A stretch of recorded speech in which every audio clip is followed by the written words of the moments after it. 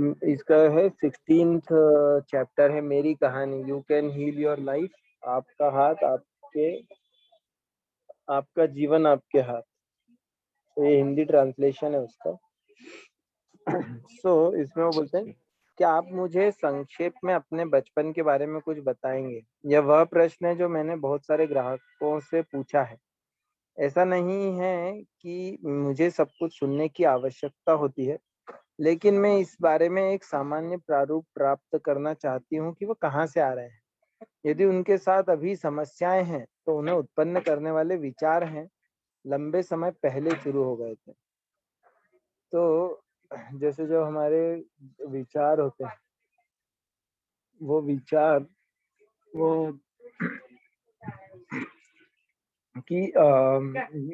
जब हमारे जो भी बचपन में वो पूछती हैं, जब उनके वहाँ कोई उनसे मिलना आता है या उनसे कुछ हेल्प चाहता है, तो वो उनसे पूछती हैं कि अपने बचपन के बारे में बताइए।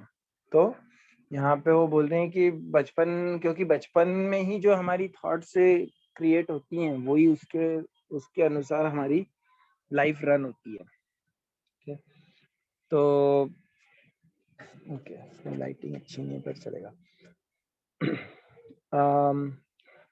तो फिर अब ये खुद बता रही है कि वो, जैसे वो दूसरों से पूछती है वैसे ही अब वो खुद अपने बारे में बता रही है। तो बता रही है कि जब मैं 18 महीने की छोटी सी बच्ची थी तो मैंने अपने माता पिता का तलाक होते हुए देखा। मुझे ऐसा याद नहीं है कि वह बहुत बुरा अनुभव था। मुझे भाई के साथ वे दिन याद आते हैं जब मेरी माँ एक घर में घरेलू नौकरानी के रूप में काम करने के लिए मुझे बाहर भेज दिया। कहानी यह है कि मैं 3 सप्ताह तक बिना रुके रोती रही। मेरी देखभाल कर रहे लोग स्थिति को संभाल नहीं पाए और मेरी माँ को मुझे वापस ले जाने और कोई और व्यवस्था करने के लिए मजबूर होना पड़ा। उन्होंने एक अकेले अभिभावक के रूप में यह सब कैसे संभाला, उस चीज की आज मैं सराहना करती हूँ। लेकिन उस समय मैं बस यही जानती थी कि मुझे वह सारा प्यार नहीं मिल रहा है जो कभी मुझे मिलता था। तो 18 मंथ्स मतलब बहुत छोटा होता है, 1.5 साल। तो उनकी मम्मी मदर फादर का डिवोर्स हो गया और उनको ओके, तो उनकी मदर ने उनको छोड़ दिया किसी के पास में, मतलब लुइस हे को। और लुइस हे को जब और किसी के पास में छोड़ा तो ये रोती रही रोती रही रोती रही, तो फिर वापस उनकी मदर को वापस आना पड़ा उनको लेने के लिए। और उनकी मदर ने एक सिंगल मदर के रूप में उनको बड़ा किया, जो कि बहुत कठिन होता है। तो वो बोल रही हैं कि अब मैं समझ सकती हूँ या मैं उसको अप्रिशिएट कर रही हूँ कि कैसे उन्होंने मुझे हैंडल किया। पर उस समय उनको बस यही समझ में आ रहा था कि मुझे वो प्रेम नहीं मिल रहा जो मुझे मिलना चाहिए।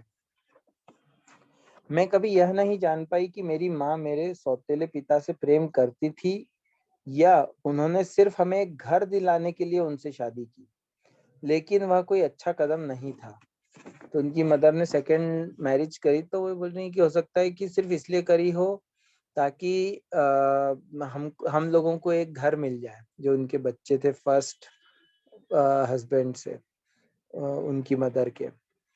पर उनकी मदर, उनका जो सेकंड जो भी सेकंड वो थी मैरिज, वो पर्सन कोई बहुत अच्छे पर्सन नहीं थे। वह व्यक्ति यूरोप में जर्मनी के एक परिवार में काफी क्रूरताओं के साथ पला बड़ा था और उसे परिवार चलाने का कोई दूसरा तरीका नहीं आता था।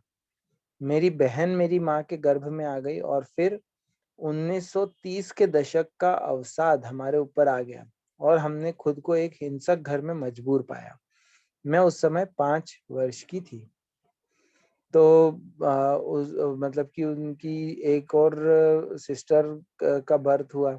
पर 1930 में ग्रेट डिप्रेशन बोलते हैं उसको, जब ये सब शायद फर्स्ट वर्ल्ड वॉर चल रहा था, उसके बाद काफी इकोनॉमिक सिचुएशन बहुत खराब थी पूरे वर्ल्ड में। और उस समय में वो एक ऐसे वॉयलेंट घर में थी, लुइस है खुद 5 साल की उम्र थी उनकी। इस स्थिति को और बदतर बनाते हुए लगभग इसी समय एक पड़ोसी ने मेरे साथ बलात्कार किया। डॉक्टर की जांच अब भी मेरे दिमाग में ताजा है, उतना ही अदालत का वह केस जिसमें मैं मुख्य गवाह थी। उस व्यक्ति को 15 वर्षों के कारावास की सजा हुई। मुझे बार बार यह कहा गया कि यह तुम्हारी गलती थी, इसलिए मैंने कई वर्ष इस डर में गुजारे कि जब वह जेल से छूटेगा तो मेरे पास आएगा और मुझसे अपने जेल जाने का बदला लेगा। तो उन्होंने मतलब उनके साथ रेप हुआ जब बहुत छोटी थी, और फिर उसका भी उनको ही एक प्रकार से गिल्ट ये था कि जैसे उनकी गलती हो, और उसके कारण उनको डर था, फियर था कि जब वो जो व्यक्ति है इसको जिसको 15 इयर्स की जेल हुई, तो उनको ये लगता था कि वो छूट के आएगा तो वो फिर मुझे परेशान करेगा या मुझे बदला लेगा। तो ये उनको फियर भी था। तो शी इज टेलिंग कि सही उनकी है। जो लाइफ है वो उसमें बहुत चैलेंजेस रहे बचपन से ही, और हम सुनते भी हैं कि बचपन के जो चैलेंजेस होते हैं वो हमको लाइफ भर हमको एक प्रकार से टॉर्चर करते हैं, हमारी लाइफ को शेप करते हैं। फिर आगे बता रही हैं, मेरा अधिकांश बचपन शारीरिक और यौन दुर्व्यवहार को झेलते बीता, साथ ही बहुत कठिन काम भी करना पड़ता था। मेरी छवि अपनी नजरों में गिरती और गिरती गई और लगता था कि मेरे लिए कुछ भी सही नहीं हो रहा है। मैंने इस दृष्टिकोण को बाहरी दुनिया में अभिव्यक्त करना शुरू कर दिया। सो मतलब कि उनका बचपन बहुत टफ था, और वो खुद को ही जज करती थी, ब्लेम करती थी कि उनको लगता था कि मेरे हिसाब से कुछ भी, मेरे लिए कुछ भी ठीक नहीं है, जो भी हो रहा है everything is happening wrong with me. और फिर वो बाहर की दुनिया भी वैसे ही देखने लग गई। चौथी कक्षा में मेरे साथ एक वाक ऐसा वाक्य हुआ जो बिल्कुल मेरी जिंदगी जैसी थी, कुछ वैसा था। एक दिन हमारे स्कूल में पार्टी हो रही थी और वहां बहुत से केक आए थे। मुझे छोड़कर उस स्कूल के अधिकतर बच्चे अच्छे मध्यम वर्गीय परिवारों के थे। मैं बहुत खराब कपड़े पहने हुए थी और बाल भी अजीब तरीके से कटे हुए थे, और मैं ऊंचे काले जूते पहनती थी। साथ ही मुझसे लहसुन की गंध आती थी जो मुझे पेट के कीड़े मारने के लिए रोज खाना पड़ता था। हमने कभी केक नहीं खाया था, हम उसे खरीद नहीं सकते थे। एक बूढ़ी पड़ोसी महिला मुझे हर सप्ताह 10 सेंट और मेरे जन्मदिन तथा क्रिसमस पर $1 देती थी। वे 10 सेंट परिवार के बजट में चले जाते थे, और डॉलर से डाइम स्टोर से वर्ष भर के लिए मेरे अंतर्वस्त्र खरीदे जाते थे। तो बता रही हैं कि उनका काफी पॉवर्टी में बचपन बीता, और उनके घर पे उन्होंने कभी केक नहीं खाया था। स्कूल में पार्टी थी, आगे बता रही जो, तो उस दिन स्कूल में पार्टी थी और वहां इतने सारे केक थे कि जब वे काटे जा रहे थे तो कुछ बच्चों को, जो लगभग हर दिन केक खा सकते थे, 2 या 3 पीस मिल रहे थे। आखिरकार जब टीचर मेरे पास आई, जी हाँ मैं आखिरी थी, तो केक समाप्त हो चुका था, एक भी पीस नहीं बचा था। अब मैं स्पष्ट रूप से देख सकती हूँ कि वह मेरी पहले से पुष्ट धारणा थी कि मैं बेकार हूँ और कुछ भी पाने योग्य नहीं हूँ, जिसने मुझे पंक्ति में सबसे आखिर में खड़ा किया और मुझे केक नहीं मिला। वह मेरा दृष्टिकोण था, वे बस मेरी धारणाओं को प्रदर्शित कर रहे थे।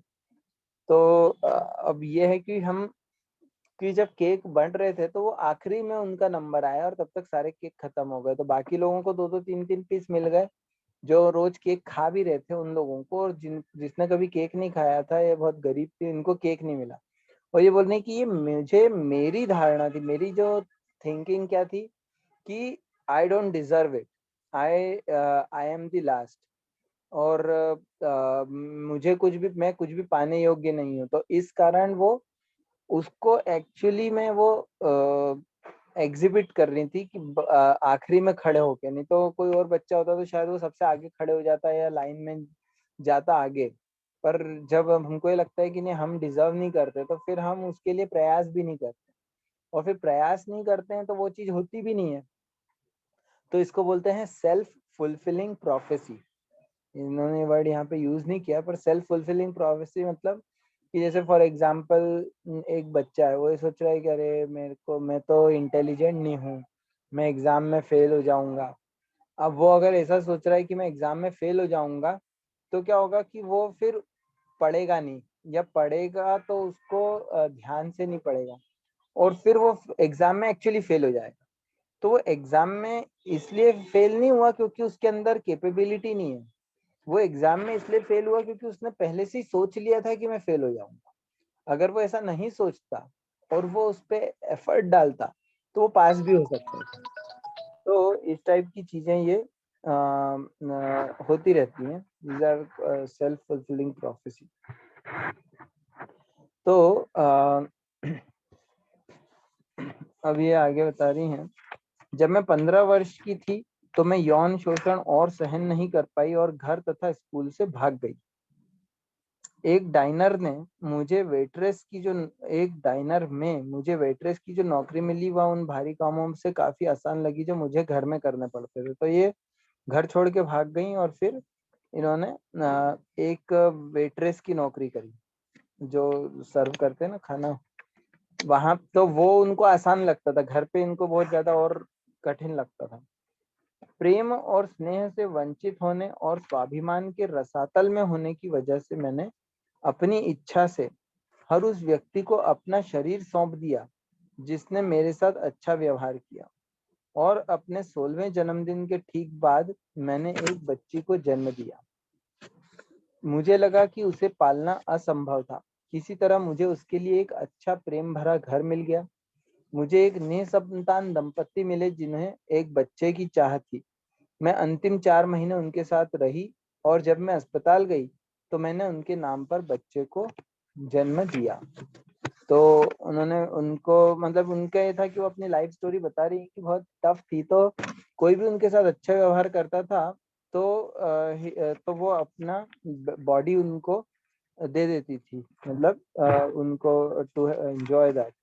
तो ऐसा होता है कि जब हमको लगता है कि हम डिजर्व नहीं करते कुछ तो हम कॉम्प्रोमाइज करने के लिए रेडी हो जाते हैं किसी भी स्थिति में, which is not a good thing. पर जैसे बता रही हैं कि वो मैरिड नहीं थी, पर उनको शी बिकेम प्रेग्नेंट और फिर उनको लिए बहुत डिफिकल्ट था। तो उन्होंने किसी व्यक्ति से बात करी जो एक कपल थे जिनको बच्चा चाहिए था, उनको हो नहीं रहा था फॉर वट एवर रीजन। तो उन्होंने अपने बोला कि जब ये बच्चा होगा तो वो उनको दे देंगी। ऐसा करके वो हॉस्पिटल में गई और उन्होंने बच्चे को जन्म दिया। ऐसी परिस्थितियों में मैंने कभी मातृत्व की खुशियों का अनुभव नहीं किया, बस क्षति और अपराध बोध तथा शर्मिंदगी की भावना महसूस की। उस समय वह बस एक लज्जाजनक समय था जिसे जितनी जल्दी हो सके निकलना था। मुझे बस उसके पैरों की बड़ी बड़ी उंगलियां याद हैं जो मेरी तरह असाधारण थी।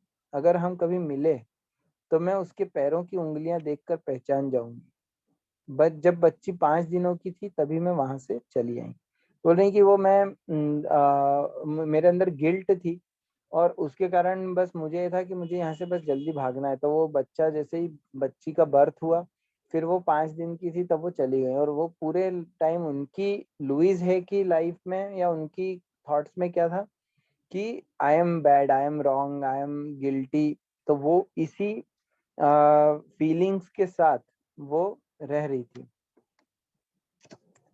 मैं तुरंत घर लौट आई और अपनी माँ, जो अब भी पीड़ित थी, से कहा, चलो अब तुम्हें यह सब सहने की कोई जरूरत नहीं है, मैं तुम्हें यहाँ से निकालूंगी। वह मेरी 10 वर्षीय बहन को अपने पिता के साथ रहने के लिए छोड़कर मेरे साथ चली आई। मेरी बहन हमेशा अपने पिता को प्रिय रही थी, तो वो अपनी मदर को मुझे लेके लुईस से दूसरी जगह आ गई। यहाँ तो बहुत स्ट्रगल था उनकी लाइफ में, ऐसा लग रहा है। नहीं, राइट। एक वो बता रही हैं, मतलब हमें आगे यही समझ में आएगा कि एक्चुअली हाउ मतलब उनकी लाइफ में कुछ भी ऐसी स्मूथ चीजें नहीं थी, पर वो कैसे उनका इवोल्यूशन हुआ कि वो जो अब हैं, मतलब या थी, अब तो उनकी डेथ हो गई, पर जब उनकी towards the end of the life her life was completely transformed. And just खुद की लाइफ में उन्होंने हजारों लाखों लोगों की लाइफ को ट्रांसफॉर्म कैसे किया, this is what is interesting part. तो आप क्या और कुछ भी बोलना चाह रहे थे? हेलो। मैं एक और चीज बोल रहा था, वो जैसे जो मतलब उनको लग रहा था कि मतलब वो बॉडी हैंड ओवर करते थे, मतलब डिजर्व नहीं करता है व्यक्ति तो फिर ऐसा करता है। वो आप सही बोल रहे थे पॉइंट, मतलब जो फिर वो पीपल प्लीजर बन जाता है, जैसे आप बताते हैं, ऐसा होता है। राइट बिल्कुल राइट। सही। या ऐसा बहुत लोगों के साथ होता है, सही बात है। राइट, क्योंकि उनको लाइफ में मतलब उनको लगता है कि मुझे कुछ भी पाना है तो मुझे लोगों के हाथ पैर जोड़ने पड़ेंगे उनके लिए, मतलब मैं अपना I don't deserve anything good, so I have to compromise in my life and give what others want.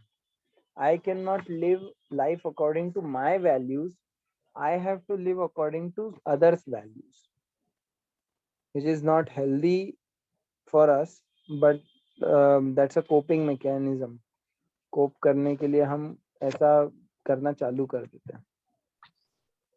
एक और बात, वो एजेंसी एजेंसी भी यहाँ पे आपको पता है, एजेंसी जैसे मतलब मेरे को एक अप्रूवल की जरूरत है, वो भी बहुत वो आपने हाई लेवल टॉपिक है, ये भी मेरे को थोड़ा ऐसा लगता एजेंसी, है कि मतलब ऐसा भी होता एजेंसी है। का मतलब ये होता है कि व्यक्ति को और लगता है कि एजेंसी मेरे से थोड़ा पास ऐसी ऑटोनॉमी शक्ति ऐसा नहीं, है। हाँ मेरे पास ऐसी शक्ति नहीं है कि मैं कुछ चेंज कर सकूं, मेरे पास एजेंसी नहीं है। तो उसमें फिर व्यक्ति को मतलब होपलेस हो जाता है, या कि ठीक है अब जैसा चल रहा है चलने दो। बट ये ऐसा अगर सही हम, है, होपलेस नहीं होना चाहिए ना, ऐसा होपलेस मतलब ऐसा होना उसको नहीं चाहिए, क्योंकि प्रयास व्यक्ति जब करते रहना सेल्फ चाहिए। कॉन्फिडेंस नहीं होता है, क्योंकि उसको कभी भी बचपन में ऐसा एनवायरनमेंट ही नहीं मिला जिसमें कि उसको बोला गया हो कि भाई तुम कुछ कर सकते हो, यू हैव अ चॉइस। तो वो व्यक्ति सोचता है कि मैं, मेरे पास कोई चॉइस नहीं है, I have to just do what others want me to do. तो वो अच्छा नहीं है। सही है, सही है जी। यहाँ पे थोड़ा लाइट सही नहीं है, लाइटिंग करनी सी। फोटो इसलिए लिया था। ओके, मैं भी कर देखते हैं। थोड़ा बैकग्राउंड इधर नॉइज ज्यादा है। जी जी जी, पर ऐसे नॉइज लग ज्यादा नहीं है रहा ना? था नॉइज ज्यादा है, नहीं नहीं, ऐसे वो ऑडियो में ऐसा फील नहीं हो रहा था।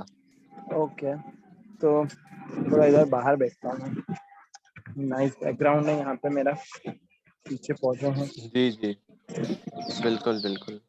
ओके, तो एक्चुअली मेरे पास इसकी कॉपी नहीं है, नहीं तो मैं उसको शेयर करता तो आप भी रीड कर सकते थे। जी जी अभी चलिए अभी कंटिन्यू करते हैं। तो उसके बाद उन्होंने क्या बोला कि अपनी माँ को एक छोटे से होटल में नौकरानी की नौकरी दिलाने और उसे ऐसे अपार्टमेंट में रखने जहाँ वह स्वतंत्र और सहज थी, के बाद मुझे लगा कि मेरे कर्तव्य पूरे हो गए। मैं अपनी एक महिला मित्र के साथ 1 महीने रहने के लिए शिकागो गई और 30 वर्ष तक नहीं लौटी। तो उन्होंने अपनी मदर को एक जगह वहां से बाहर निकाल के दूसरे जगह पहुंचा दिया, और फिर वो कहीं और चली गई, तो 30 इयर्स तक उनकी मदर के साथ वो नहीं रही। उन शुरुआती दिनों में मैंने एक बच्चे के रूप में जो हिंसा सही, और उसके साथ मैंने जो महत्वहीन होने की जो भावना विकसित की, उसने मेरे जीवन में ऐसे पुरुषों को आकृष्ट किया जिन्होंने मेरे साथ दुर्व्यवहार किया और अक्सर मुझे मारा पीटा। तो ये बहुत इम्पोर्टेंट है कि उन्होंने बोल रहे हैं कि बचपन में मैंने क्या एक वो थॉट मेरे को अंदर आ गया कि मेरी कोई वैल्यू नहीं, महत्वहीन होने की। तो उसके कारण फिर क्या होता है, व्यक्ति कॉम्प्रोमाइज करता है, जिसे अभी अपन बात कर रहे थे। तो उसमें फिर लाइफ में उनके लोग भी ऐसे आए, जो लोग क्या कर रहे थे, वो उनको मिसट्रीट कर रहे थे, उनको फिजिकली अब्यूज कर रहे थे, मार रहे थे, पीट रहे थे, इस प्रकार से। तो इसके आगे पढ़ते हैं। मैं अपना शेष जीवन पुरुषों को नीचा देखते हुए बिता सकती थी और मुझे शायद वही अनुभव होते, लेकिन धीरे धीरे सकारात्मक अनुभवों से मेरा आत्मविश्वास बढ़ा और इस प्रकार के लोग मेरे जीवन से जाने लगे। अब वे मेरे पुराने विचारों से मेल नहीं खाते थे। अब मैं अवचेतन मन में यह मानती थी कि मैं दुर्व्यवहार के योग्य हूँ। अच्छा, जब मैं, अब वे मेरे पुराने विचारों से मेल नहीं खाते थे जब मैं अवचेतन मन में यह मानती थी कि मैं दुर्व्यवहार के योग्य हूँ। मैं उसके व्यवहार को सही नहीं ठहरा रही, लेकिन यदि मेरा सोचने का तरीका वैसा नहीं होता तो वे मेरे प्रति आकृष्ट नहीं होते। अब महिलाओं से दुर्व्यवहार करने वाले किसी व्यक्ति को मेरे अस्तित्व के बारे में पता भी नहीं है, हमारे दृष्टिकोण हम मेल नहीं खाते। सो ये बहुत इंपॉर्टेंट चीज बता रही हैं कि जब उनकी लाइफ में उनको ऐसा लगता था कि मेरी वैल्यू नहीं है, तो उनकी लाइफ में सारे लोग ऐसे आए जो उनको वैल्यू नहीं करते थे और उनको मिसट्रीट करते थे। और धीरे धीरे जब उनकी थिंकिंग चेंज हो गई, उनकी थिंकिंग पॉजिटिव हो गई, तो उनने बोला कि अब मेरे लाइफ में ऐसे लोग धीरे धीरे सब चले गए। और क्योंकि हम अट्रैक्शन, जो लॉ ऑफ अट्रैक्शन भी बोलते हैं, रोंडा बर्न का वो है, या लॉ ऑफ अट्रैक्ट, वो तो उनकी तो सीक्रेट बुक है, पर रोंडा ये लॉ ऑफ अट्रैक्शन है अब्राहम हिक्स, जिसका ये काफी लुइस है भी अप्रिशिएट करती हैं। तो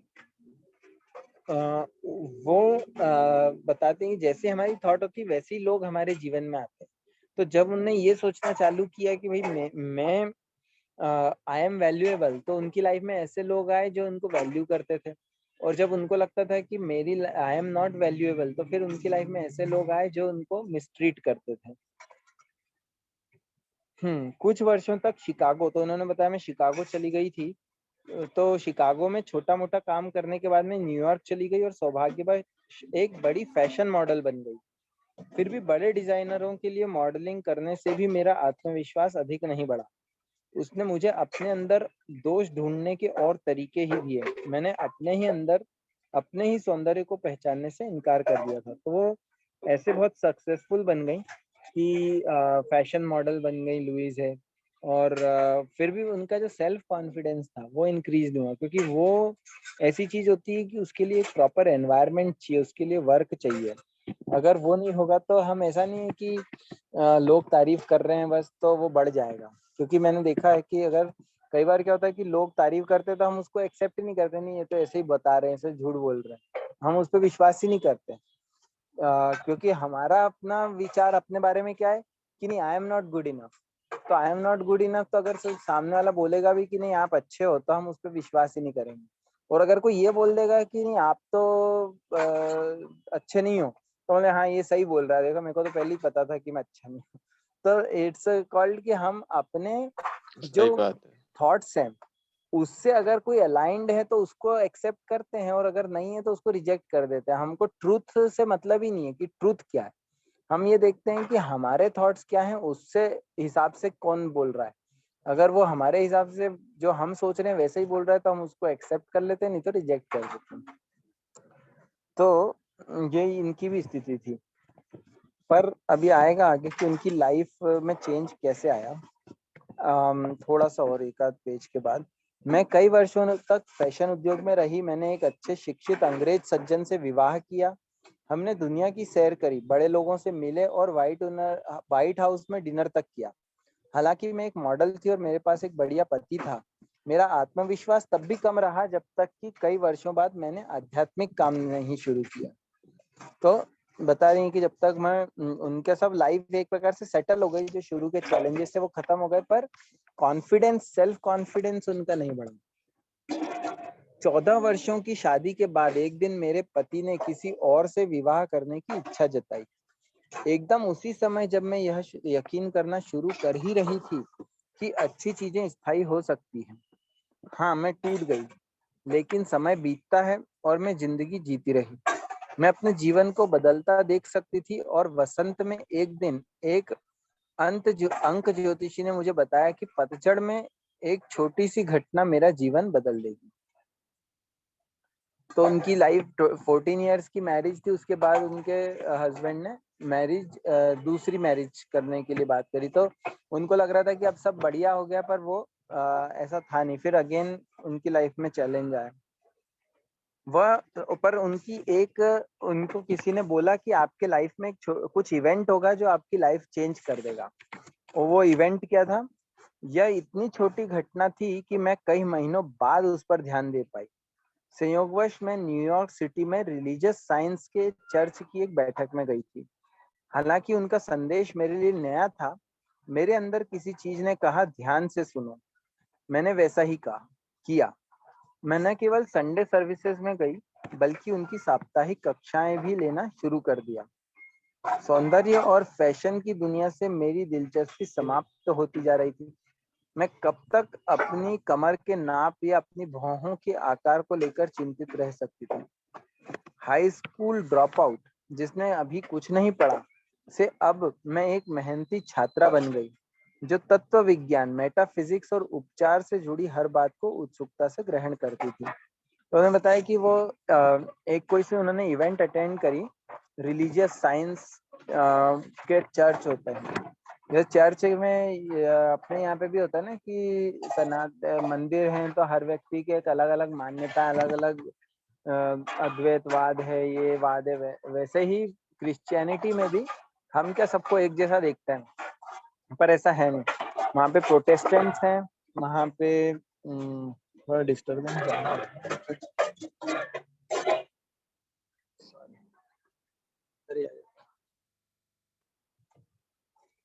तो वहाँ पे प्रोटेस्टेंट्स हैं वहाँ पे, और वो हैं और क्या बोलते हैं उनको,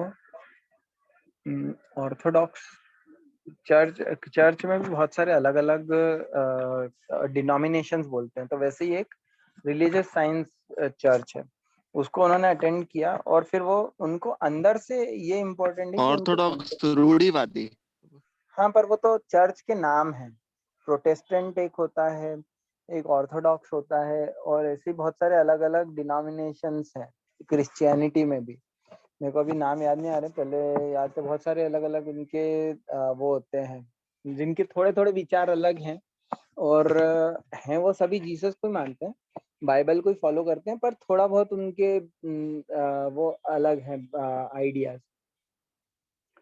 सो उनके अंदर जो मेन चीज थी कि उनको अंदर से कुछ एक आवाज आई कि ध्यान से सुनो जो ये बोल रहे हैं, और उस चीज को उन्होंने अटेंशन दिया। तो एक प्रकार से जैसे हम बात करते हैं ना कि परमात्मा हमारे अंदर से हमको गाइड कर रहे हैं अलग अलग तरीके से, हम उसको सुनते नहीं है, पर अगर हम परमात्मा की बात सुनेंगे तो हमको राइट वे दिखाएंगे। तो वैसे ही उनको अंदर से एक वो आया कि इस चीज पे आप ध्यान दो, तो फिर उन्होंने उस चीज को ध्यान देना चालू किया, फिर वीकली क्लासेस अटेंड करनी चालू करी, और ये सब। तो उनका पूरा जो लाइफस्टाइल है वो चेंज हो गई। रिलीजियस साइंस का चर्च मेरे लिए एक नया घर बन गया। हालांकि मेरा अधिकांश जीवन पहले की तरह चल रहा था, इस नए पाठ्यक्रम ने मेरा अधिक से अधिक समय लेना शुरू कर दिया। 3 वर्ष बाद मैं चर्च के लाइसेंस शुदा प्रैक्टिशनर का आवेदन देने के योग्य हो गई। मैंने वह परीक्षा पास कर ली, और कई वर्ष पहले यहीं से मैंने एक चर्च काउंसलर के रूप में शुरुआत की। तो वो उनकी लाइफ में वो इम्पोर्टेंट पार्ट बन गया कि वो चर्च में काउंसलिंग करने लगी, और वह एक छोटी शुरुआत थी। उस समय तक मैं एक इंद्रियातीत ध्यानी बन गई। अब मैंने अपने लिए कुछ और विशेष करने का फैसला किया। मैं फेयरफील्ड आयोवा होगा ये आयोवा में 6 महीने के लिए यूनिवर्सिटी गई। तो उन्होंने फिर यूनिवर्सिटी, क्योंकि उसके पहले उन्होंने पढ़ाई नहीं करी थी कुछ भी, क्योंकि वो उनकी लाइफ में इतने स्ट्रगल्स थे, तो उन्होंने जस्ट स्ट्रगल्स ही देखे, पढ़ाई वगैरह नहीं करी। पर अब उन्होंने क्या करा, अब उनकी लाइफ चेंज होनी शुरू हो गई। उन्होंने सोचा मैं कुछ पढ़ती हूँ, तो वो यूनिवर्सिटी गई 6 मंथ। उस समय वह मेरे लिए बिल्कुल सही जगह थी।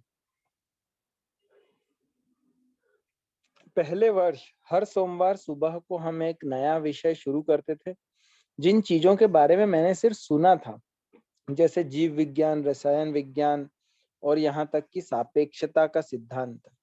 हर शनिवार की सुबह परीक्षा होती थी, रविवार अवकाश होता था, और सोमवार सुबह हम एक नई शुरुआत करते थे। तो यूनिवर्सिटी में ये क्लासेस वगैरह पढ़ने लगी, कुछ कुछ सीखने लगी। न्यूयॉर्क सिटी में मेरे जीवन में कोई बाधा नहीं रही जैसे कि पहले होती थी। रात के भोजन के पश्चात हम सभी अपने अपने कमरों में पढ़ाई के लिए चले जाते थे। मैं कैंपस में सबसे बड़ी उम्र की छात्रा थी, और मैंने उसके प्रत्येक क्षण का आनंद उठाया। वहां धूम्रपान, शराब या नशीले पदार्थों पर प्रतिबंध था, और हम दिन में 4 बार ध्यान करते थे। जिस दिन मैं वहां से निकली, हवाई अड्डे पर सिगरेट के धुएं से मुझे ऐसा लगा कि मैं बेहोश हो जाऊंगी। तो बता रही कि न्यूयॉर्क सिटी में जब वो रहती थी, तो उनका मतलब ये जब ये पढ़ रही थी तब की बात कर रही हैं यूनिवर्सिटी में, कि पढ़ते थे, रात में पढ़ाई करने चले जाते थे कैंपस में। उनकी एज सबसे ज्यादा थी, क्योंकि उस समय लोग यूएस में तो अब होता है ज्यादा, अपने यहाँ पे इतना नहीं होता कि हर उम्र के लोग पढ़ाई कर सकते हैं। उसमें ऐसा नहीं होता कि आपकी एज इतनी होगी तो ही आपको एडमिशन मिलेगा, इस टाइप का कुछ लिमिटेशन नहीं। तो इनकी एज काफी ज्यादा थी, पर फिर भी ये पढ़ाई कर रही थी और शी वॉज एंजॉइंग इट। और वहाँ पे जो भी यूनिवर्सिटी का एटमॉस्फेयर था वो अच्छा था। वहाँ पे ये सब ड्रिंकिंग स्मोकिंग ये सब अलाउड नहीं था, और मेडिटेशन करते थे। तो उससे उनको काफी बेनिफिट मिला। और जब फिर वापस न्यूयॉर्क में मैं अपने जीवन में फिर से लौट आई। जल्दी ही मैंने प्रशिक्षण कार्यक्रम करना शुरू किया। मैं तमाम सामाजिक गतिविधियों में बहुत सक्रिय हो गई। मैंने उनकी दोपहर की बैठकों में भाषण देना और ग्राहकों को देखना शुरू कर दिया। यह तेजी से एक पूर्णकालिक कैरियर के रूप में बदल गया। मैं जो काम कर रही थी उसे एक छोटी सी पुस्तक हील योर बॉडी के रूप में संकलित करने के लिए प्रेरित हुई, जिसके आरंभ में शरीर की बीमारियों के लिए तत्व विज्ञान संबंधी कारणों की एक सरल सूची है। मैंने लेक्चर देना, यात्राएं करना तथा छोटी कक्षाएं लेना शुरू कर दिया। तो बता रही कि इन्होंने जो भी सीखा था उस यूनिवर्सिटी में और रिलीजियस साइंस में, तब वो एक काउंसलर के रूप में वर्क कर रही थी। और लोगों को वो क्या कर रही थी कि क्लाइंट्स को देखती थी कि उनको हेल्प करती थी एज अ काउंसलर। तो उनको समझ में आया कि जो हमारी बॉडी है उसमें जो भी प्रॉब्लम्स हो रही हैं वो कुछ ना कुछ हमारी मेंटल स्टेट को रिफ्लेक्ट कर रही हैं। कि हमारा मेंटल स्टेट अगर कुछ है तो वो उसके कारण शरीर में प्रॉब्लम्स होती हैं।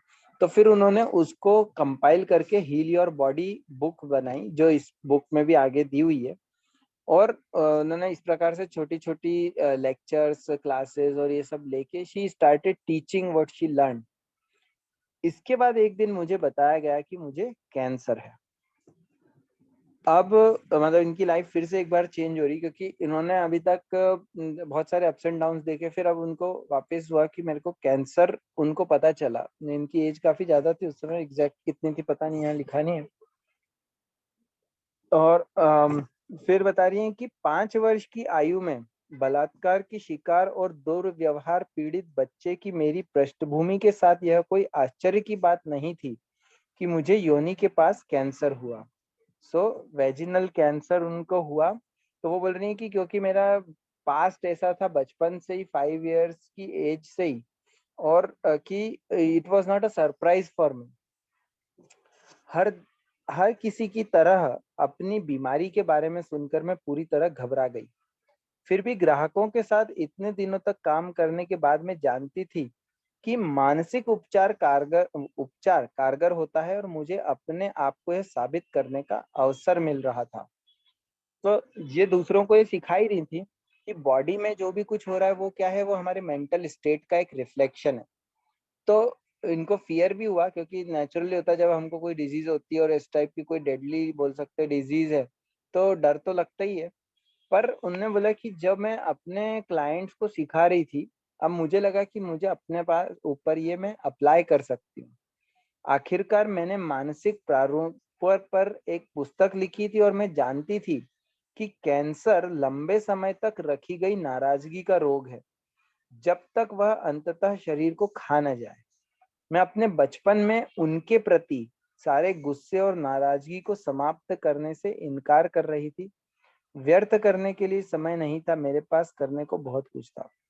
जो मुझे समझ में आ रहा है वो बोल रही कि वो उनको समझ में आया कि मैंने खुद ने एक बुक लिखी है, तो अब मैं उसको अप्लाई अपनी लाइफ में करूं, ऐसा उनको समझ में आया है।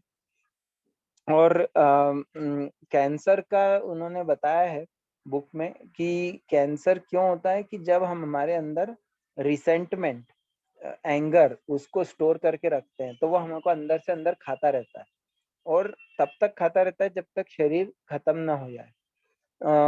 ये वाली स्टोरी मैंने शायद पहले सुनाई थी, वो भेड़िए वाली सुनी है आपने, याद है?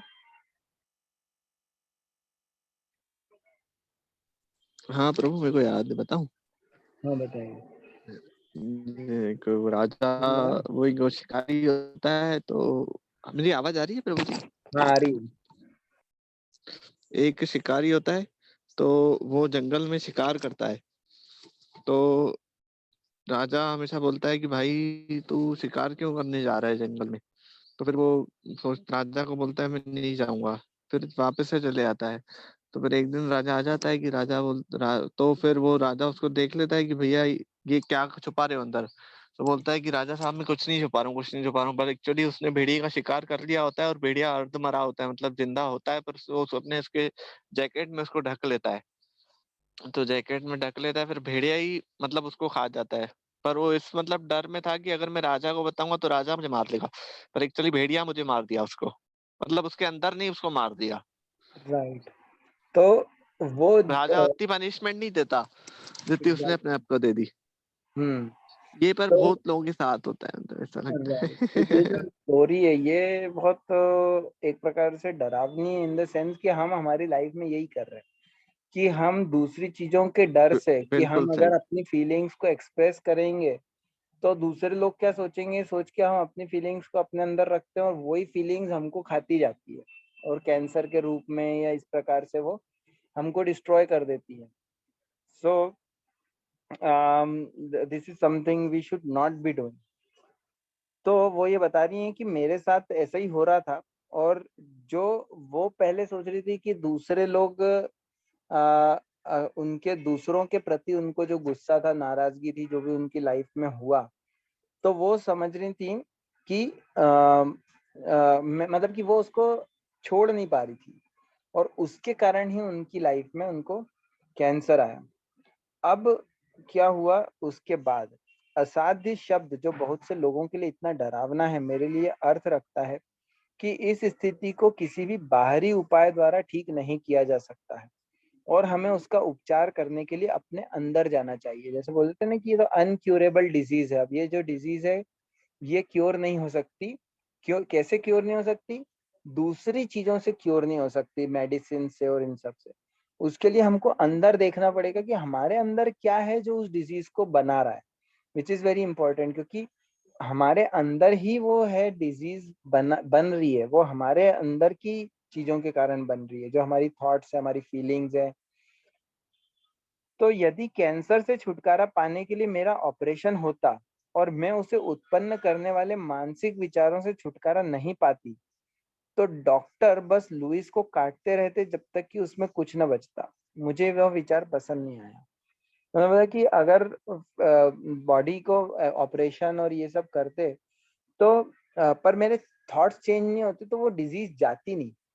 तो उनको लगा कि मैं मतलब उन्होंने जो भी सर्जरी और इस सब के उसको उन्होंने नहीं प्रेफर किया।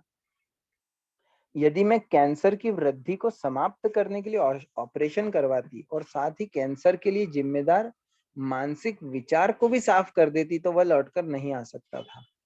यदि कैंसर या कोई अन्य बीमारी लौटकर आती है तो मैं नहीं मानती कि यह उसके पूरी तरह ठीक न होने के कारण होता है, बल्कि इसलिए कि रोगी कोई मानसिक परिवर्तन नहीं करता, वह बस उसी बीमारी को फिर से उत्पन्न कर लेता है, शायद शरीर के किसी और अंग में। बता रही हैं कि अगर हमारी मेंटल थॉट पैटर्न को चेंज नहीं किया तो वो बीमारी अगर मेडिकली ठीक भी हो जाएगी तो वापस और किसी रूप में वापस से आ जाएगी। तो इसलिए वो जो मेंटल थॉट पैटर्न है उनको चेंज करना बहुत जरूरी है। मैं यह भी मानती हूँ कि यदि मैं कैंसर को उत्पन्न करने वाले मानसिक दृष्टिकोण को ठीक कर पाऊँ तो मुझे ऑपरेशन की जरूरत भी नहीं पड़ेगी। इसलिए मैंने डॉक्टरों से समय मांगा और डॉक्टरों ने अनिच्छा से मुझे 3 महीने दिए। जब मैंने उनसे कहा कि मेरे पास पैसे नहीं है तो डॉक्टर उनको बोल रहे होंगे कि भाई आप ये सर्जरी करा लो, ये करा लो, वो करा लो। तो इन्होंने बोला कि नहीं मेरे पास पैसे नहीं है, ऐसा बोल के उन्होंने डॉक्टरों को मना कर दिया। और डॉक्टरों ने बोला कि भाई आपके पास 3 मंथ है, 3 महीने में आप कर सकते हो। और वो ये दिखाना चाहती थी कि अगर वो माइंड अब जो मेंटल थॉट्स हैं वो अगर उनको ऐसा विश्वास था, उनको ऐसा मतलब फेथ था कि अगर मैं मेरी थॉट्स को चेंज कर लूंगी, मेरे जो इमोशंस है उस पर वर्क करूंगी तो मेरे को ऑपरेशन कराने की जरूरत नहीं पड़ेगी। मैंने तत्काल अपने उपचार की जिम्मेदारी ली। मैंने अपनी उपचार प्रक्रिया में मदद के लिए वैकल्पिक तरीके खोजने का हर संभव प्रयास किया जितना मैं पढ़ या ढूंढ सकती थी। तो फिर उन्होंने अपनी रिस्पॉन्सिबिलिटी ली कि अब मैं अपनी बॉडी को सही करने के लिए उन्होंने फिर पढ़ना चालू किया। अपने फूड स्टोर्स बता रही हैं आगे कि क्या ऑल्टरनेट वेज हो सकते हैं। मैं कई हेल्थ फूड स्टोरों में गई और कैंसर के विषय पर उनके पास मौजूद पुस्तकें खरीदी। मैं पुस्तकालय गई और खूब पढ़ा। मैंने फुट रिफ्लेक्सोलॉजी और कॉलम थेरेपी के बारे में पढ़ा और मुझे लगा कि ये दोनों मेरे लिए लाभदायक होंगे। ऐसा लग रहा था कि मैं बिल्कुल सही लोगों के पास जा रही हूँ। फुट रिफ्लेक्सोलॉजी के बारे में पढ़ने के बाद मैं एक प्रैक्टिशनर खोजना चाहती थी। मैंने एक लेक्चर सुना और जबकि मैं आम तौर पर पहली पंक्ति में बैठती थी, उस रात मुझे पीछे बैठना पड़ा। तो ये बता रही है कि कैसे लाइफ में जब हम रेडी होते हैं तो हमारी लाइफ में इवेंट्स कैसे होती हैं जो हमें सपोर्ट करती है, और जब हम रेडी नहीं होते तो जैसे पहले था वो बता रही थी कि जब मेरी लाइफ में नेगेटिव थॉट्स थे तो उस समय हर चीज परेशानी दुखदायक और मतलब नेगेटिव हो रही थी। और जब इन्होंने डिटरमाइन किया, एक कमिटमेंट बनाया कि नहीं मैं अपने लिए कुछ अच्छा करूंगी, तो हर चीज अच्छी होने लगी। जैसे उनको बुक्स मिली या जो उनको रेलेवेंट चीजें थी, जैसे कि कुछ उनको फुट रिफ्लेक्सोलॉजी या उसके बारे में उन्होंने पढ़ा तो उनको समझ में आया कि ये मेरे लिए हेल्पफुल होंगे। तो उन्होंने फिर एक फुट रिफ्लेक्सोलॉजी के व्यक्ति को खोज रही थी। उन्होंने एक लेक्चर सुना और यूजुअली वो जैसे उन्होंने बताया कि उनको बहुत लर्निंग के प्रति वो था तो वो आगे बैठती थी।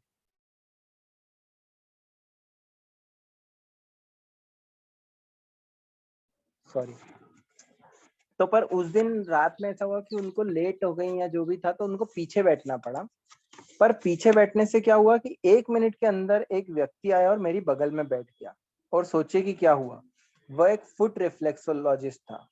वह 2 महीनों तक 1 सप्ताह में 3 बार मेरे पास आया और उससे काफी मदद मिली। तो मतलब ऐसी चीजें अरेंज होने लगी कि उन वो पीछे बैठी तो उनके पास में एक व्यक्ति आके बैठा जो कि फुट रिफ्लेक्सोलॉजिस्ट था, और वो ढूंढ रही थी किसी फुट रिफ्लेक्सोलॉजिस्ट को। तो अगर वो आगे बैठती तो शायद उस व्यक्ति से मिलना नहीं हो पाता, पर पीछे बैठी थी तो उनका इंटरेक्शन हुआ, फिर उससे उन्होंने हेल्प ली, थेरेपी ली, जिसका उनको फायदा हुआ। सो इसको सिंक्रोनिसिटी भी कहते हैं, या कहते हैं कि मतलब हाउ यूनिवर्स हेल्प्स यू। जब हम रेडी होते हैं, हम अंदर से तैयार हैं कि अपनी लाइफ को चेंज करने के लिए, तो यूनिवर्स हमको हेल्प करता है। मैं जानती थी कि मुझे अपने आप से और अधिक प्रेम करना होगा। मेरे बचपन में बहुत कम प्रेम था और किसी ने मुझे अपने बारे में अच्छा महसूस नहीं करने दिया। मैंने लगातार मुझे निशाना बनाने और मेरी आलोचना करने के उनके व्यवहारों को अपना लिया था, जो मेरी दूसरी प्रकृति बन गई थी। तो जो दूसरे लोग बोलते थे कि तुम अच्छी नहीं हो, तुम you are not good enough, तुम यूजलेस हो, या जो भी है, इस टाइप की जो दूसरे लोगों की जो धारणाएं थी, जो परसेप्शंस थे, उन्होंने उसको एक्सेप्ट कर लिया कि यही सही है, वो लोग सही बोल रहे हैं, मैं यूजलेस हूँ, मैं जो भी है। और उन्होंने कभी ये नहीं सोचा कि I have to love myself. पहले नहीं सोच रही थी, पर अब उनको समझ में आया कि I have to love myself, कि आई एम इम्पोर्टेंट ऑल्सो। ये जो उनकी कॉन्शियसनेस में चेंज आया धीरे धीरे, ये सबसे इम्पोर्टेंट है। प्रभु, इसके लिए एनवायरनमेंट बहुत जरूरी है ना। यस, ये उसके लिए एक प्रकार से हमारी रेडीनेस भी जरूरी है, क्योंकि एनवायरनमेंट हमको तब मिलता है। जैसे मैं अपने लाइफ के बारे में सोचूं तो मैं कोई ऐसा ढूंढ नहीं रहा था कुछ कि ये मिलेगा, इमोशनल इंटेलिजेंस और इस सब से रिलेटेड चीजें। पर कहीं से शायद अंदर कुछ चेंज हुआ होगा जिसके कारण वो ऐसा एनवायरनमेंट मिला, जिसने इस चीज में मेरा इंटरेस्ट और बढ़ाया है। उस समय इंटरेस्ट हुआ कि सही बात है। एक सेकंड, जी जी, मतलब एक्सेप्टेंस जरूरी है, ऐसा ना प्रभु जी। हमारी इंटरनल चेंज होना जरूरी है। हमारी अपने आप के बारे में, हमारा अपने प्रति जो कमिटमेंट है वो चेंज होना जरूरी है। जब तक वो कमिटमेंट नहीं रहेगा, हम ठीक है लाइफ जैसी चल रही है चलने दो, खींचते रहो। पर जब वो चेंज कर सकते हैं हम, जब हम ये बोलेंगे कि नहीं I am important, I have to do something for myself. और ये जैसे बोले थे, मैंने रिस्पॉन्सिबिलिटी ली कि मैं अपनी डिजीज के लिए कुछ करूंगी, अपने लिए कुछ करूंगी, तो चीजें चेंज होने लगी। तो फिर एनवायरनमेंट तब हमको एनवायरनमेंट भी मिल जाएगा। या फिर कभी कभी हम बोल सकते हैं कि हमारा अच्छा अगर सौभाग्य है, गुड फॉर्च्यून है, और गुड फॉर्च्यून के कारण हम ऐसी चीजों से कनेक्ट हो पाए जो हमारे लिए लाइफ में इम्पोर्टेंट हो।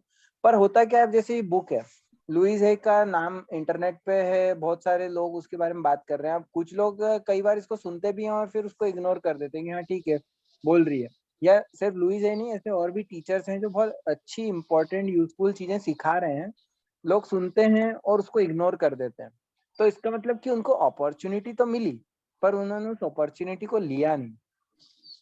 तो इसीलिए इम्पोर्टेंट है ये कि सिर्फ ऐसा नहीं कि इंफॉर्मेशन की कमी है, इंटरनेट पे ढेरों इंफॉर्मेशन है, पर वो हमारी लाइफ में क्लिक तब करेगी जब हम रेडी होंगे। मतलब इम्प्लीमेंटेशन की कमी है ना प्रभु जी?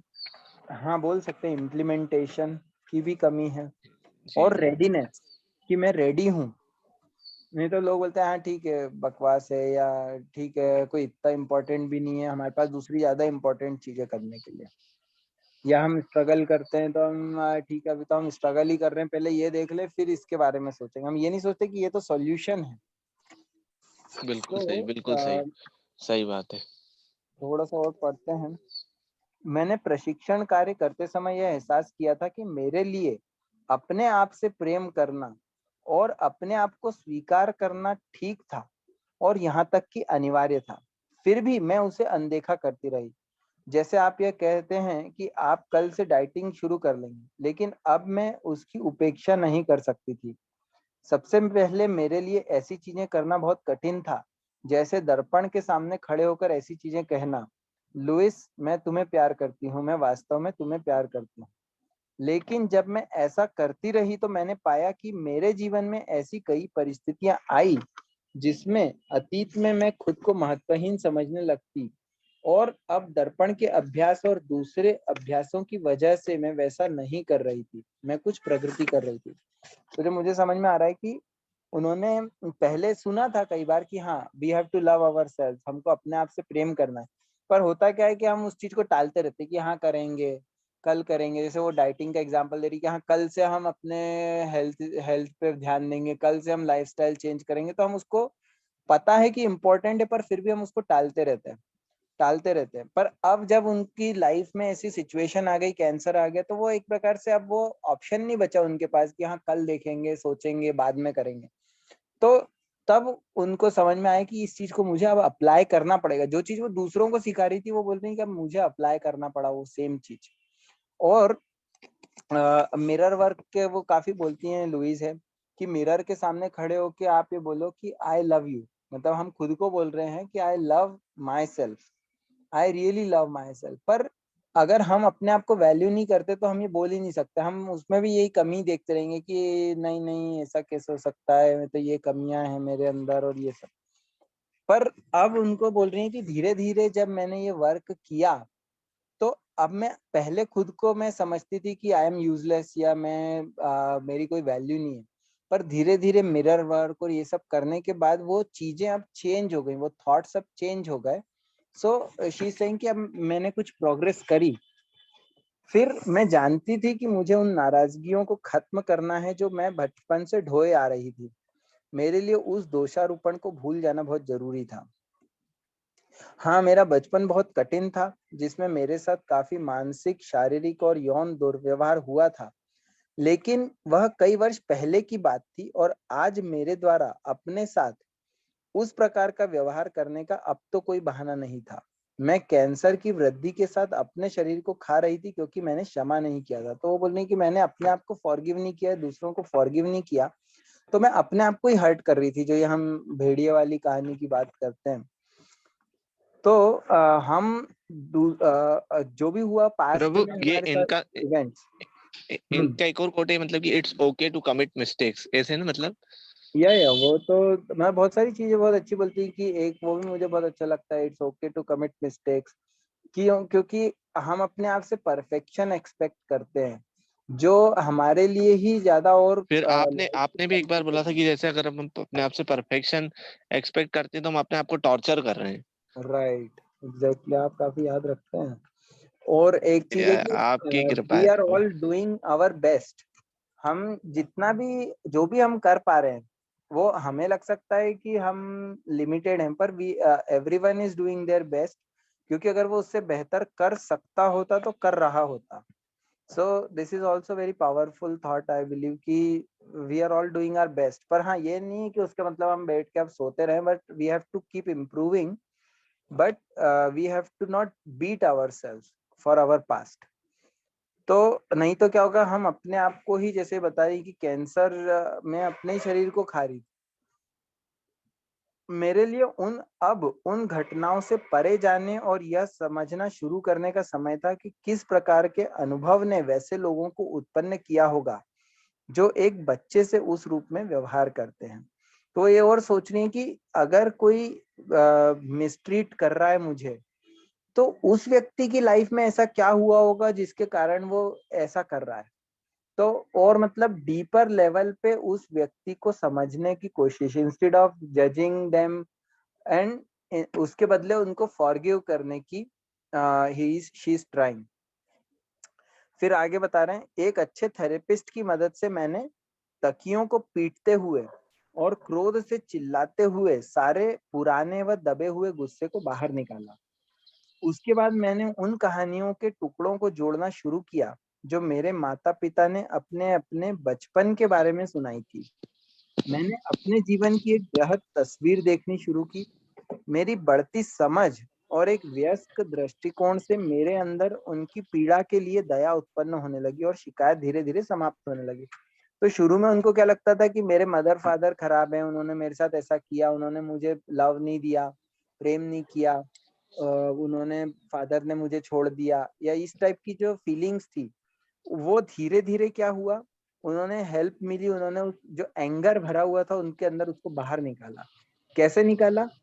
उनके ऊपर नहीं चिल्लाया उन्होंने, बस एक तरीका हमने पहले भी डिस्कस किया कि तकियों को पीटा, मतलब कि हमारा जो गुस्सा अंदर भरा हुआ है उसको एक्सप्रेस करना है, बाहर निकालना है।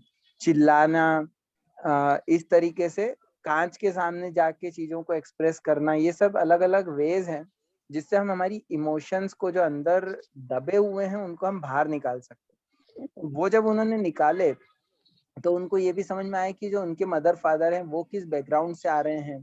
तो इंस्टेड ऑफ जजिंग देम या उनके प्रति एंगर के बजाय उनके अंदर कंपैशन है कि देखो वो कितने बुरे स्थिति से आ रहे थे जिसके कारण वो ऐसा व्यवहार कर रहे थे मेरे साथ।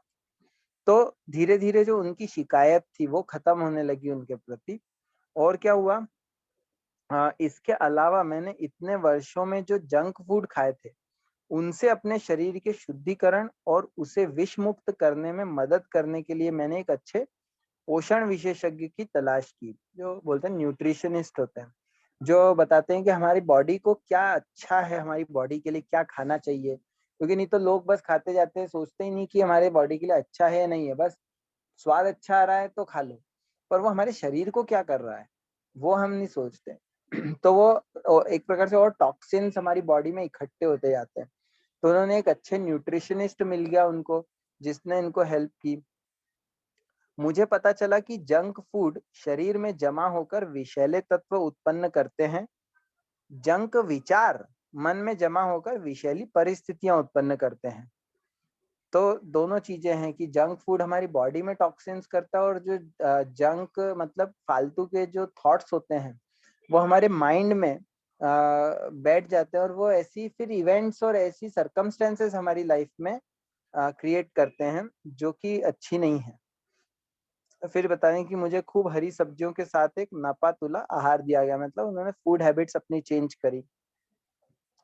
मेरा ऑपरेशन नहीं हुआ, लेकिन इन सभी व्यापक मानसिक और शारीरिक शुद्धिकरण के फलस्वरूप मेरे डायग्नोसिस के 6 महीने बाद चिकित्सा शास्त्र को भी उस बात से सहमत होना पड़ा जो मैं पहले से जानती थी, कि मेरे अंदर कैंसर का नामो निशान नहीं था। अब मैं अपने व्यक्तिगत अनुभव से जानती थी कि यदि हम अपने सोचने, मानने और करने के तरीके को बदलने के इच्छुक हों, तो रोग ठीक हो सकता है। ये पंच लाइन है इनकी, कि उनको ऑपरेशन नहीं करना पड़ा। उनको समझ में आ गया कि नाउ आई एम हेल्दी। जब उनका 6 महीने बाद डायग्नोसिस किया तो उनके अंदर कैंसर था ही नहीं, मतलब गायब हो गया था पूरा। जो पहले बोल रहे थे कि सर्जरी करनी पड़ेगी ये सब, वो सब पूरा गायब हो गया। कैसे? क्योंकि उन्होंने अपनी थॉट्स और बॉडी इस पे वर्क किया, उसको प्यूरिफाई किया, उसको क्लियर किया, जो उसमें टॉक्सिन्स जमा थे बोथ माइंड में और शरीर में, उसको बाहर निकाला। और उनको ये समझ में, उनको पहले से ही पता था, उन्होंने वो दूसरों को सिखाती भी थी कि माइंड और थॉट्स जो होते हैं हमारे, वो हमारे लाइफ की सरकमस्टेंसेस को, बॉडी को क्रिएट करते हैं। तो अब उन्होंने बोला कि अगर, अब उनको एक्सपीरियंस भी हो गया खुद के साथ कि अगर हम हमारे सोचने और जो हमारे बिलीव्स है उनको अगर हम चेंज करें तो हमारी डिजीजेस को हम ठीक कर सकते हैं। कभी कभी जो हमें एक बड़ी त्रासदी लगती है वह हमारे जीवन की सबसे अच्छी बात होती है। मैंने उस अनुभव से बहुत कुछ सीखा और मैं एक नए रूप में अपने जीवन को महत्व देने लगी। मैं यह देखने लगी कि मेरे लिए वास्तव में क्या महत्वपूर्ण है, और मैंने आखिरकार हरियाली विहीन न्यूयॉर्क शहर और उसके उग्र मौसम को छोड़कर जाने का फैसला किया। मेरे कुछ ग्राहकों ने कहा कि यदि मैं उन्हें छोड़कर गई तो वे मर जाएंगे, और मैंने उन्हें आश्वस्त किया कि मैं उनकी प्रगति देखने के लिए वर्ष में 2 बार वहां आऊंगी। फिर टेलीफोन से हम कहीं भी पहुंच सकते हैं। इसलिए मैंने अपना व्यवसाय समेटा और कैलिफोर्निया की रेलगाड़ी पकड़ ली। मैंने लॉस एंजलिस को आरंभिक बिंदु के रूप में इस्तेमाल करने का फैसला किया। तो वो बोल रही कि मेरी लाइफ में जो सबसे बड़ी, कई बार हमारी जो चैलेंजेस होते हैं वही हमारे लिए सबसे बड़ी ब्लेसिंग्स बन जाती है। अगर हमारी कॉन्शियसनेस, चेतना सही हो तो जो लाइफ की बड़ी से बड़ी चैलेंजेस होते हैं वो हमारे लाइफ के लिए सबसे बड़ी ब्लेसिंग बन जाती है। और उन्होंने इस चीज को सीखा, बहुत उसको उनका बेनिफिट मिला। उन्होंने अपने लाइफ के सही एक बात नए है। रूप से उसको देखा।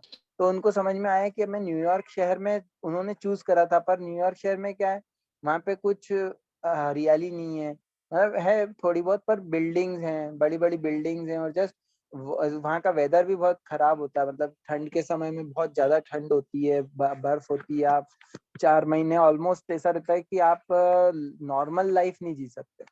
तो उन्होंने डिसाइड किया कि मैं दूसरी जगह जाऊंगी।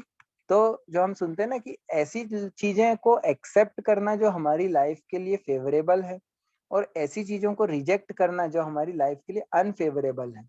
तो उन्होंने डिसाइड किया, डिसीजन बनाया, और वो कैलिफोर्निया मूव हो गई, जो कि एक बेहतर जगह थी। तो अभी 1-1.5 पेज बचा है, क्या करें, पढ़ें कि स्टॉप करें? पढ़ लीजिए प्रभु जी, पढ़ ले। सॉरी, क्या?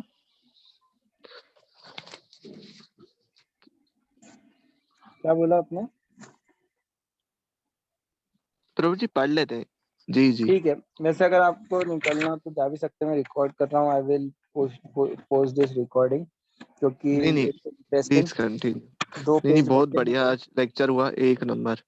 प्लीज लेक्चर नहीं है, कंटिन्यू। रीडिंग है। हालांकि, तो अब ये लॉस एंजलिस चली गई, तो हालांकि बहुत वर्षों पहले मैं यहीं जन्मी थी, उनका जन्म लॉस एंजलिस में हुआ था। मैं अपनी माँ और बहन के अलावा वहाँ किसी को नहीं जानती थी। वे दोनों अब शहर के बाहरी हिस्से में लगभग 1 घंटे की दूरी पर रहती थी। हम कभी एक करीबी परिवार या खुले परिवार के रूप में नहीं रहे थे, लेकिन फिर भी मुझे यह जानकर दुख भरा आश्चर्य हुआ कि कई वर्षों से मेरी माँ की आंखों की रोशनी चली गई थी, और किसी ने मुझे बताना जरूरी नहीं समझा था। मेरी बहन इतनी व्यस्त थी कि मुझसे मिल नहीं पाई, इसलिए मैंने उसे व्यस्त छोड़ दिया और अपना नया जीवन शुरू करने में जुट गई। तो बता रही कि मैं जब वापस आई तो कैलिफोर्निया में वो सिर्फ उनकी मदर थी और सिस्टर थी, बाकी और किसी को वो जानती नहीं थी। पर वो किसी से टच में नहीं थी, क्योंकि इतने समय वो न्यूयॉर्क में रही। तो उनकी मदर, वो लोग वो उनकी मदर को की आईसाइट चली गई थी, पर किसी ने उनको बताया नहीं, और उनकी सिस्टर अपनी लाइफ में व्यस्त थी। तो उन्होंने ये नहीं किया कि उसके पीछे भागे, उन्होंने बोला ठीक है, तुम्हारी लाइफ में तुम बिजी हो तो ठीक है, मैं अपनी लाइफ बनाने के लिए कोशिश करूंगी। तो वो अपनी नया जीवन शुरू करने में जुट गई। फिर आगे बोल रहे हैं, मेरी छोटी सी पुस्तक हील योर बॉडी ने मेरे लिए बहुत से दरवाजे खोल दिए थे। मैं हर आधुनिक प्रकार की बैठक में जाने लगी। मैं अपना परिचय देती और जब उपयुक्त होता तो उस पुस्तक की एक प्रति पकड़ा देती। पहले 6 महीने तक मैं समंदर के किनारे खूब जाती थी, क्योंकि मुझे पता था कि जब मैं व्यस्त हो जाऊंगी तो मेरे पास ऐसे आनंद उठाने के लिए कम समय होगा। धीरे धीरे ग्राहक आने लगे, मुझे कई जगह भाषण देने के लिए निमंत्रण मिले और स्थितियां सुधरने लगी। लॉस एंजलिस ने मेरा स्वागत किया। कुछ ही वर्षों में मेरे एक प्यारे से घर में चली आई। तो बता रही हूँ कि उनकी हील योर बॉडी, उन्होंने जो एक बुक लिखी थी जिसमें उन्होंने अपने एक्सपीरियंसेस से ये लिखा था कि हमारे माइंड में जो हमारी अलग अलग डिजीजेस होती हैं, तो वो क्या थॉट्स हैं जिसके कारण वो डिजीज होती हैं। तो हमारी स्पेसिफिकली कुछ चीजें ऐसी होती हैं लाइफ थॉट्स जिसके कारण स्पेसिफिक डिजीजेस होती हैं। या ऐसा बोलते हैं कि अगर हमारे बॉडी में कुछ डिजीज है तो किस टाइप के थॉट्स के कारण वो डिजीज है, या वो डिजीज क्या बताना चाह रही है हमको। तो उस वो बुक उन्होंने लिखी थी, तो उसके कारण वो अलग अलग जगह पे जाती थी, बुक उनको लोगों को देती थी। तो धीरे धीरे उनको क्लाइंट्स मिलने लगे जो उनसे हेल्प लेते थे, थेरेपी एक प्रकार से। वो शी बिकेम अ थेरेपिस्ट जो दूसरों को हेल्प करती थी सही बेहतर लाइफ जीने में। और मीन्स की एक प्रकार से बोल रहे हैं कि उनकी तो लाइफ बदली और वो दूसरों की भी लाइफ बदल। तो इस प्रकार से लॉस एंजलिस ने उनको वेलकम किया। और जो मुझे समझ में आ रहा है कि इसके पीछे एक कारण ये भी क्योंकि उन्होंने अपनी लाइफ को चेंज करने के लिए एफर्ट डाला। ऐसा नहीं कि जैसा चल रहा है चलने दो, अब मेरी लाइफ में ऐसा बुरा हुआ तो अब वैसा ही चलेगा, जैसा पहले उनकी थॉट्स वैसी। बिल्कुल सही, बिल्कुल सही। लॉस एंजलिस में मेरी नई जीवन शैली मेरे शुरुआती जीवन से बिल्कुल कई सब कुछ सही चल रहा था। हमारा जीवन कितनी तेजी से पूरी तरह बदल सकता है। तो उनकी लाइफ अब बिल्कुल डिफरेंट हो गई, ऑपोजिट हो गई। जो पहले थी जब वो छोटी थी तो उनको फिजिकल अब्यूज, सेक्सुअल अब्यूज ये सब हो रहा था, और अब उनकी लाइफ एकदम ऑपोजिट हो गई। She was helping others, healing themselves. फिर ये भी इम्पोर्टेंट है कि लाइफ हमारी चेंज हो सकती है कभी भी। मतलब उनकी लाइफ बहुत आगे जाके चेंज हुई। हमारे पास अच्छा फॉर्चून ये है कि अगर हम अभी भी सीख जाएं तो हम अभी भी अपनी लाइफ को बदल सकते हैं। एक रात को मेरे पास बहन का फोन आया, 2 वर्षों में पहला फोन।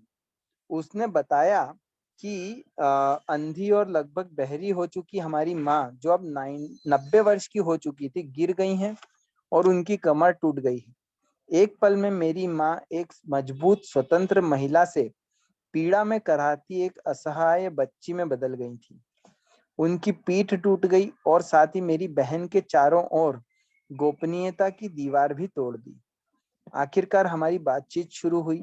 मैंने पाया कि मेरी बहन को भी कमर की गंभीर समस्या है, जिससे उसे बैठने और चलने में परेशानी होती थी, और उसकी वजह से उसे काफी पीड़ा थी। वह चुपचाप सहती थी, लेकिन उसके पति को पता नहीं था कि वह बीमार है। तो बता रही कि मदर की एक दिन उनकी सिस्टर ने उनको कॉल किया, बताया कि उनकी मदर की हेल्थ बहुत खराब हो गई है, वो गिर गई, उनकी बैक में इश्यू हो गया। और साथ ही साथ फिर उनकी जो सिस्टर थी जिनसे उनकी कभी बातचीत होती नहीं थी, या उनकी सिस्टर उनसे बातचीत नहीं करना चाहती थी, उनने खुद ने ही फिर एक्सप्रेस भी किया कि उनकी सिस्टर को, मतलब लुइस है कि सिस्टर को भी बैक में और कमर में बहुत परेशानी है, तो बैठने और चलने में प्रॉब्लम होती है, पर वो किसी को बताती नहीं। जैसे हम सुन रहे हैं ना कि हम अंदर ही अंदर दबा के रखते हैं, उनके हस्बैंड को भी नहीं पता था कि इतना इश्यूज है। अस्पताल में 1 महीना बिताने के बाद मेरी माँ घर जाने के लिए तैयार थी, लेकिन वह किसी भी प्रकार अपनी देखभाल नहीं कर सकती थी, इसलिए वह मेरे साथ रहने चली आई। तो उनकी मदर उनके पास आ गई। यद्यपि जीवन की प्रक्रिया पर भरोसा करती थी, लेकिन मैं नहीं जानती थी कि मैं यह सब कैसे संभाल पाऊंगी। इसलिए मैंने ईश्वर से कहा, ठीक है, मैं उनकी देखभाल करूंगी, लेकिन आपको मेरी मदद करनी होगी और आपको मुझे धन देना होगा। तो उनको लगा कि मैं हेल्पलेस हूँ, मैं मेरी मदर को कैसे टेक केयर करूंगी। तो उन्होंने शी प्रेड टू गॉड, ईश्वर से कहा कि आप मेरे को हेल्प करिए, मैं आई एम कमिटिंग, मैं करूंगी अपनी तरफ से प्रयास, पर आप मुझे हेल्प करिए। वह हम दोनों के लिए एक समझौता था। वह एक शनिवार को आई और अगले शुक्रवार को मुझे 4 दिनों के लिए सैन फ्रांसिस्को जाना था। मैं उन्हें अकेला नहीं छोड़ सकती थी और मेरा जाना जरूरी था। मैंने कहा, ईश्वर आप इसे संभालो, मुझे जाने से पहले हमारी मदद के लिए सही व्यक्ति चाहिए। तो वो बता रही कि उनकी मदर उनके साथ रहने आ गई, जो कि बहुत ओल्ड थी, 90+ ईयर्स की एज, ओल्ड और डिजीज। और उनको ये था कि अब मैं कैसे मैनेज करूंगी। और फिर जिस वीक उनकी मदर घर आई, मतलब वो लुइस होई के घर में रहने लगी, और लुइस हो को ट्रेवल करना था नेक्स्ट वीक बाहर कहीं 4 दिनों के लिए, 4 दिनों के लिए। तो कुछ इवेंट थी जिसमें उनको जाना था, तो वे सोच रही थी कि मैं मदर को छोड़ के कैसे जा सकती हूँ। तो she was praying to God कि मुझे हेल्प करिए। अगले गुरुवार को, मतलब शुक्रवार को उनको जाना था, और एक दिन पहले वह सही व्यक्ति प्रकट हुआ और मेरी माँ और मेरे लिए मेरे घर को व्यवस्थित करने आ गया। वह मेरी एक मूल धारणा की एक और पुष्टि थी कि मैं जो भी जानना चाहती हूँ वह मेरे सामने आ जाता है, और मुझे जो भी जरूरत होती है वह दिव्य रूप से सही व्यवस्था में मेरे पास आ जाता है। तो ये उनकी एक अच्छी टीचिंग है लुइस है की, कि इंग्लिश में वो ऐसा बोलती हैं कि whatever I want to know will come to me. जो मेरे लिए इंपॉर्टेंट है, वो कई बार बोलती है कि न्यूज वगैरह पढ़ने से टाइम वेस्ट होता है, न्यूज देखना, जब हम देखते रहते हैं दिन भर न्यूज देख रहे हैं, पर एक्चुअली उससे हमको फायदा नहीं है। जो, और मैंने देखा मेरी लाइफ में भी, मैं कोशिश करता हूँ कि भाई न्यूज जो मुझे पता होना होता है वो मुझे कैसे न कैसे पता चल जाता है। ठीक है, सोशल मीडिया है, ये है, वो है, जो भी है, पर जहां से भी मैं जुड़ा हुआ हूँ तो मेरे लिए जो इम्पोर्टेंट है वो मुझे पता चल जाता है। तो मुझे एक्स्ट्रा एफर्ट डालने की जरूरत नहीं है। ये फेथ होना कि जो भी मुझे चाहिए, और भगवान भी बोलते हैं, अगर भगवत गीता के पॉइंट ऑफ व्यू से भी देखा जाए तो भगवान बोलते हैं योगक्षेमम महाम्य हम, या ये बोलते हैं कि ददामी बुद्धि योगम, तब मैं बुद्धि देता हूँ। कई जगह पे बोलते हैं, 15 चैप्टर में बोलते हैं कि मत्तः स्मृतिर ज्ञानम अपोचनम अपोहनम च, मुझसे ही इंटेलिजेंस आती है, मेमोरी आती है। तो भगवान हमको अंदर से हेल्प करने के लिए तैयार हैं, अगर हम उसको सुनना चालू कर दे तो। मुझे एहसास हुआ कि वह एक बार फिर मेरे लिए सबक सीखने का समय था। यहाँ पर बचपन की बहुत सारी गंदगी साफ करने का एक अवसर था। जब मैं बच्ची थी तो मेरी माँ मुझे सुरक्षा प्रदान करने में सफल नहीं हो पाई थी, लेकिन अब मैं उनकी देखभाल कर सकती हूँ और करूंगी। मेरी माँ और मेरी बहन के बीच एक पूरा नया दौर शुरू हो गया था। तो पहले उनको था कि मेरी मदर ने मुझे प्रोटेक्ट नहीं किया जब मैं छोटी थी, पर अब वो बोल रही हैं कि मुझे एक ऐसी अपॉर्चुनिटी मिली कि मैं अपनी मदर को की टेक केयर कर सकूं। और एक प्रकार से एक नया डिफरेंट डायनामिक्स वहां पे शुरू हुआ। मेरी बहन ने मुझसे जो मदद मांगी उसे देना एक और चुनौती थी।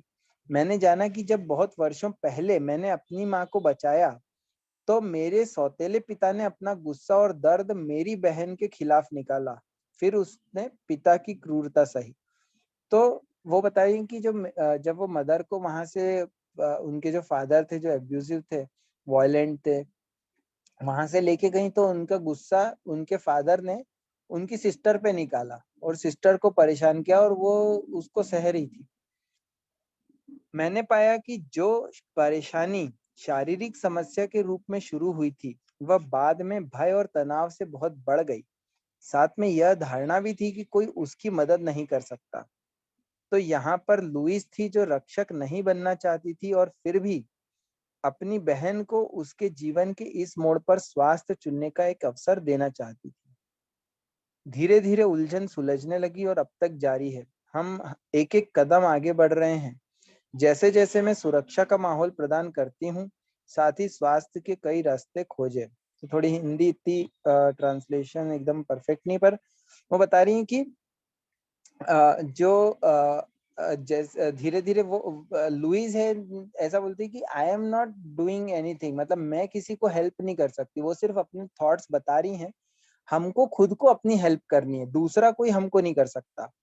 और उनकी पर साथ में उनकी बहन थी जो सिस्टर, वो उनसे बोल रही थी कि आप मुझे हेल्प करो। पर वो धीरे धीरे उसको उन्होंने इस प्रकार से किया कि एक एक कदम मिल के उन्होंने क्या करा, एक वातावरण ऐसा बनाया, जो हम सुनते ना, हम बात करते कई बार कि एक एनवायरनमेंट अगर हमको सही मिल रहा है, जो सेफ है, सिक्योर है, तो उस एनवायरनमेंट में हम खुद ग्रो होंगे। तो एनवायरनमेंट इंपॉर्टेंट है, पर ग्रोथ हमारे को खुद को ही करनी है। सो सिर्फ एनवायरनमेंट नहीं है, अपनी भी एफर्ट है। और दूसरा है कि अगर हमारा एफर्ट है पर एनवायरनमेंट अच्छा नहीं तो भी हम ज्यादा नहीं कर पाते। तो बस ऑलमोस्ट खत्म होने वाला है। यहाँ पे वो बोल रही है, दूसरी ओर मेरी माँ बहुत अच्छी प्रकार से प्रतिक्रिया देती हैं। वह दिन में 4 बार सामर्थ्य अनुसार व्यायाम करती हैं। उनका शरीर मजबूत और अधिक लचीला होता जा रहा है। मैंने उन्हें एक हियरिंग एड दिलाई और उनके जीवन में दिलचस्पी बढ़ गई। ये इम्पोर्टेंट है कि उनकी मदर का भी अब जो एटीट्यूड है वो चेंज हो रहा है और वो शी इज चूजिंग लाइफ, जीवन में दिलचस्पी बढ़ गई। हमारे साथ प्रॉब्लम ये होती है कि हम चीजें ऐसी एक्सेप्ट करते हैं क्योंकि हमको लाइफ को हम एक्सेप्ट नहीं करना चाहते, तो हम अपने आप को ही एक प्रकार से टॉर्चर करते रहते हैं। पर जब हम हमारी कॉन्शियसनेस में लेते हैं कि आते हैं कि हमको मेरे को I have to change my life, I have to choose life, तो हमारी लाइफ में चेंजेस आते हैं। मैंने उनकी एक आंख से मोतियाबिंद निकलवाने के लिए उन पर जोर डाला। उनके लिए फिर से देखना शुरू करना और हमारे लिए उनकी आंखों से दुनिया देखना कितना आनंददायक है। वह फिर से पढ़ पाने पर खुश है। मेरी माँ और मैंने बैठकर एक दूसरे से बात करने का समय निकालना शुरू किया जैसा हमने पहले कभी नहीं किया था। हमारे बीच एक नई समझ विकसित हुई। आज हम दोनों अधिक मुक्त हो गए हैं क्योंकि हम साथ साथ रोते, हंसते और गले लगते हैं। कभी कभी मुझे लगता है कि मेरे पास साफ करने को अभी और भी कुछ है। तो ये इनकी बायोग्राफी है शॉर्ट में, जो उन्होंने यहाँ पे फिनिश हो गई। मेरी एक फुटनोट है नीचे। मेरी माँ ने कई वर्ष पहले दुनिया छोड़ दी। मैं उन्हें याद करती हूँ और उन्हें प्रेम करती हूँ। हम जो भी साथ कर सकते थे हमने किया और अब हम दोनों मुक्त हैं। तो एक प्रकार से ये कि एंटेंगलमेंट नहीं है। हम जो भी हमने everyone is free to live their life. हमने जो भी लाइफ जी वो एक प्रकार से वो बोल रहे हैं कि वो एक कनेक्शन है, वो याद है, पर हम दोनों मुक्त हैं। मतलब हम फ्री हैं to live our own life. तो ऐसा नहीं कि मेरी माँ के साथ बुरा हुआ तो मैं भी बुरा जीवन जीऊं, ऐसा भी नहीं है। So all those things are connected and important. So I think we will pause here. आज टाइम ज्यादा हो गया but it was nice, interesting. मेरी बहुत इच्छा थी बहुत समय से लुइस है की बायोग्राफी पढ़ने की, तो आज ऐसा अरेंजमेंट हो गया कि वो पढ़ सके साथ में आपके। Thank you. हरे कृष्णा।